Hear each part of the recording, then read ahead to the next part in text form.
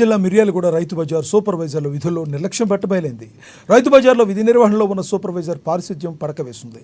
ఎక్కడ వేసిన చెత్త అక్కడే దర్శనమిస్తుంది. విష జ్వరాలు ప్రబలుతున్న తరుణంలో రైతు బజార్లలో చెత్త చెదారం పేరుకుపోయి దోమలు వ్యాప్తి చెందుతున్నాయి. విధుల్లో నిర్లక్ష్యం వహిస్తున్న సూపర్వైజర్పై చర్యలు తీసుకోవాలని స్థానికులు కోరుతున్నారు.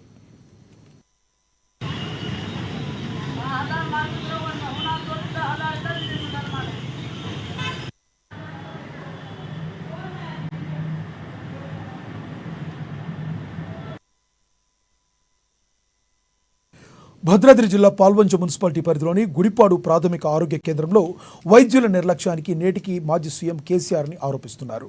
ఇక్కడ వైద్యుల నిర్లక్ష్యం ఏ పార్టీ ప్రక్షాళన ఉందో అర్థమవుతుందని స్థానికులు మండిపడుతున్నారు. కాంగ్రెస్ పార్టీ గెలిచి ముఖ్యమంత్రిగా రేవంత్ రెడ్డి బాధ్యతలు చేపట్టగా నేటికి 7 నెలలు గడిచినా కూడా ప్రాథమిక ఆరోగ్య కేంద్రంలో ఇప్పటి వరకు కూడా